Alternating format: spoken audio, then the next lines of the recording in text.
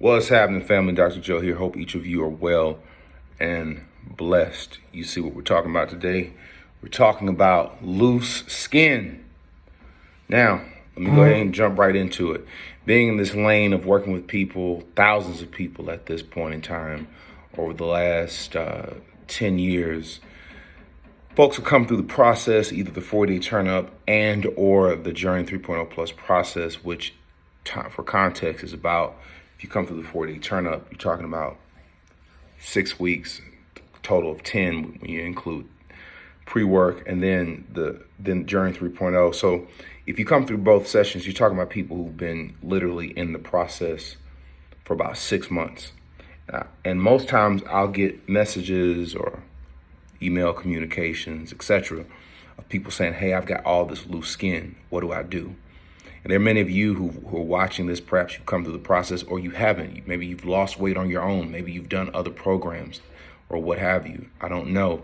But the point is, you lose weight and, you've got this loose skin and people are like, hey, what do I need to do?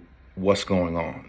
Now, the first thing you have to realize, you more than likely were a gut and butt for all of your life or for many years at least. If you weren't like that for your whole life, maybe the last 5 years, you think about it, you've been slowly, progressively stretching the largest organ in your body, your skin, for 3 years, 5 years, 6 years, 10 years, a generation, or however long it's been.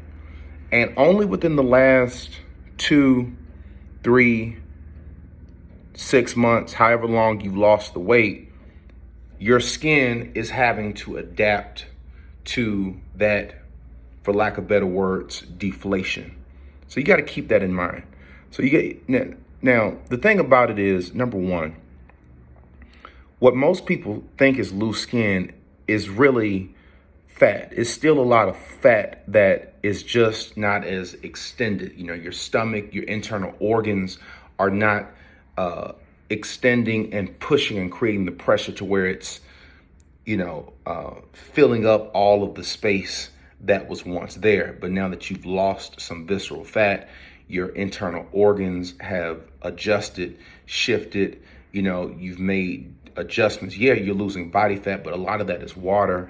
A lot of that are actual skin tissues, internal things that are changing. So a lot of what you see is not loose skin, but it's fat that you continuously need to lose. So the first thing that you need to do is you don't panic, but you keep going. You have to keep on burning the fat. You have to keep on going through it. The second thing people have to understand is you haven't done it long enough to really see the difference. When I started in my process, I was 330 pounds. I got all the way down to sub 200 pounds. I'll fluctuate about 5 to 7 pounds somewhere along in there. But you're talking about 130 pounds. And when people see my before pictures, they never think that it's me, or they assume that I did surgery or a lap band or something that I did not do. But the point is over time, your skin is going to adjust. It's a living organism. It's going to shift. All right, you don't need skin surgery. Skin surgeries are it's not what you need. All right, what you need to do is you need to focus on where you're ultimately trying to get to, and you need to understand, hey, I have to go through this awkward stage. And when you're losing weight, the body looks very weird initially. Your head looks big, your neck looks small. The proportions of your body are different than what you're accustomed to seeing. You're not accustomed to seeing yourself in the light that you're able to see it now, per se. What you have to understand is the body's going to adjust. You're not always going to have this waterhead look to yourself.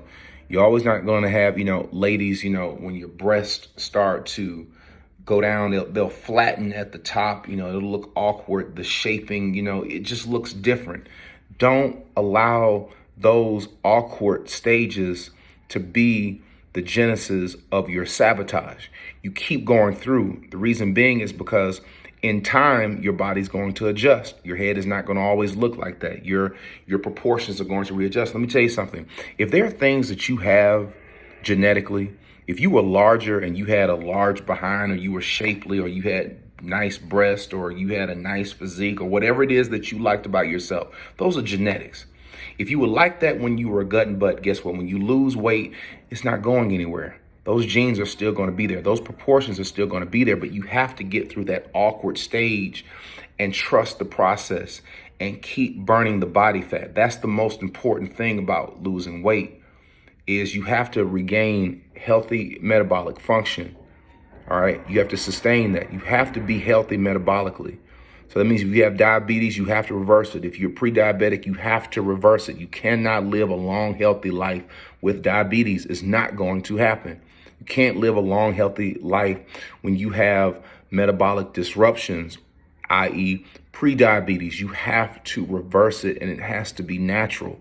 And you can't be on those prescription medications that prop up your ability to do something what you need to be doing normally. All right, so that's number one. But the second thing is you have to continue to get to a healthy body mass in terms of lean muscle and body fat. You want to reduce body fat. You want to hopefully increase muscle, not to where you're walking around like a bodybuilder, but to where your body mass index is where it needs to be.